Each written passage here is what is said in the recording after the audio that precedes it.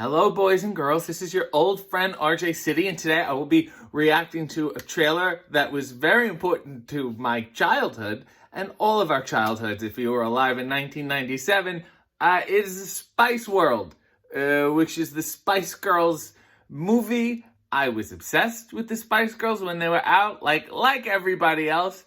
I gave in, like NSYNC, Backstreet Boys. I was like, I got it. I'm not crazy about them. Spice Girls, I was crazy. I was in love with most of them, and I think most of us were. I remember if you had like a group of girlfriends in elementary school, like squad shit, you would like to always designate who you were, which Spice Girl you were. And I remember like no one in my school was ever really crazy about Scary Spice. She was always like the leftover one. There would be definite picks, like if you always wore track pants, you were sporty, all that kind of thing, and then whoever was last to be picked would be like, you'll be scary, yay. And now looking back, I feel so bad about that because, first of all, she is the hottest one, and she was too eccentric for us to realize it at the time. You thought hot just meant like wear a nice dress. It's like, no, you should be crazy too. It's a lot more fun.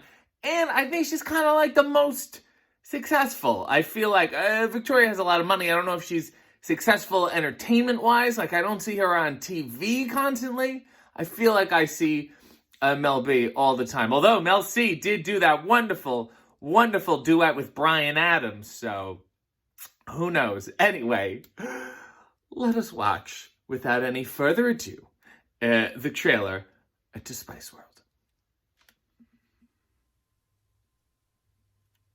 It's exciting, isn't it? Okay, we got the point. When the world is in trouble. Ooh. When our future is in See, this is, I don't remember it being on this grand of a scale. There's Roger Moore. I forgot about this. This is like a James Bond parody. He's shaken and stirred. We got it. 5 girls. I totally forgot that, like, he hires the Spice Girls to stop. Spice Girls. All right, we're coming. Oh, they were. This is peak. This is their peak. Victoria. There was a thing about a concert, and then they also have to save the world at the same time. Everyone looks fantastic. Oh God. Oh, and Bob Hoskins is in this. Am I crazy? Who was also Mario in the Super Mario Brothers movie. See how it's all coming together? They're really heavy on the James Bond business here. And the Mission Impossible. Wow, we were really spy movie crazy at the time. It's a story of love. Dear Lord. You should be able Looks to just delightful. reel them in. Yeah, and order them like a pizza. Yeah. I think with boys, they're talking like they're 7-year-old girls. It's really too hot in here. I need. Oh, I remember this gag. This is like a Leslie Nielsen. I feel like I'm watching Airplane. How clever. And Really heavy on the British accent. Oh, wow. There's a lot of slapstick happening here. I haven't a clue. This guy's always he's got a very evil face. He's perfect. Oh, wow. There's so many British actors in here. No. But also, I'll there's... these prices. Let me see who's here. Make your choice. I like the blonde one. No. George Wendt, that's right. Your world. Oh, God, George Wendt, Elton John. Spice up your Apparently, life. this is the only time George Wendt and Elton John ever worked together. Spice World. Yeah, but can they act? And Mark Blah, McKinney. blah, blah, girl power, feminism. This I remember all the time. They were doing parodies of themselves.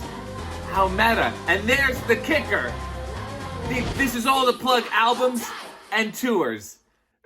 That is a fucking movie that you know is gonna be shit, but it's also fucking great and you can't deny it. You can't get around like, this is what it is. They're not very good, should not have a movie, but we love them so much. It is the ultimate reward. It's saying, this is how much we love you. Despite the fact that you really even shouldn't be in a movie, we're giving you this movie. It's going to do very well, and it's going to plug both your albums and your tour coming up.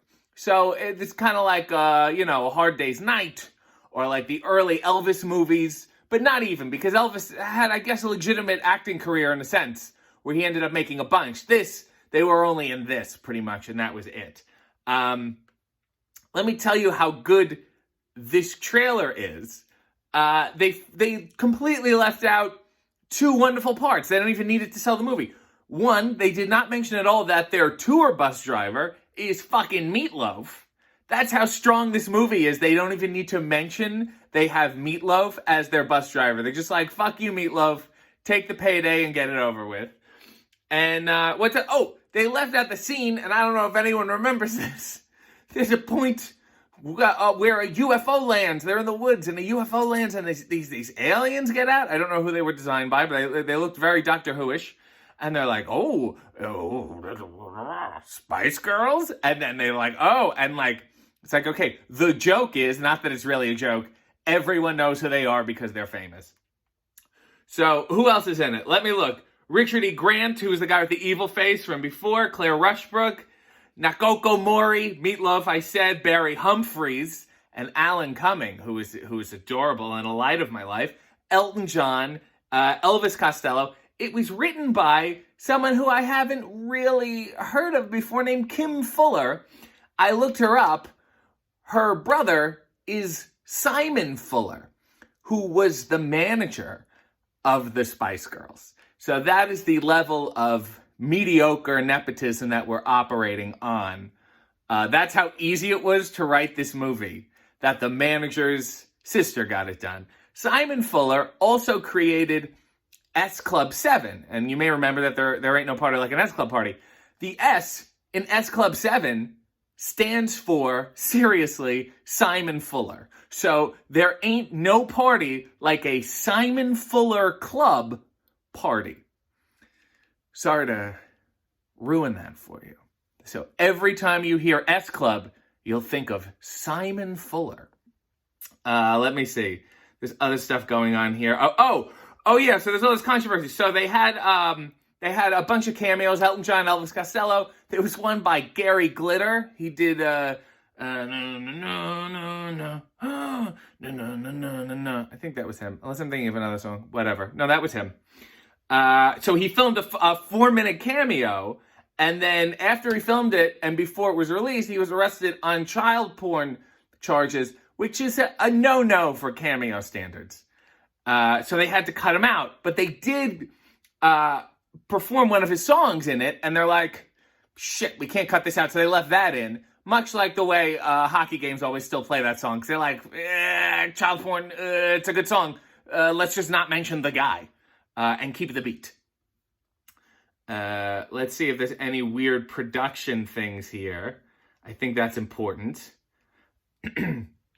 Oh yeah, mentions of Princess Diana and scenes including the designer Gianni Versace had to be edited out in post because they both died. So yeah, this film between the two of them and Gary Glitter, this is very cursed.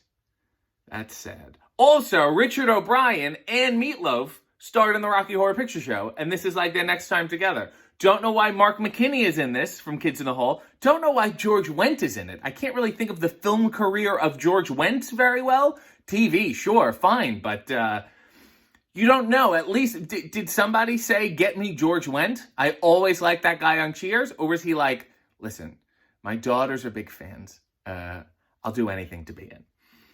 Let me see. Oh yeah, so apparently, which I think is bullshit, in January 2019, Simon Fuller announced plans to make an animated sequel to Spice World, and I don't understand how sequels can be animated. I think that's kind of bullshit. This isn't Osmosis Jones. You can't just switch back and forth. So Simon Fuller is not going anywhere anytime soon. He's still determined to suck more money out of this concept because it's not enough.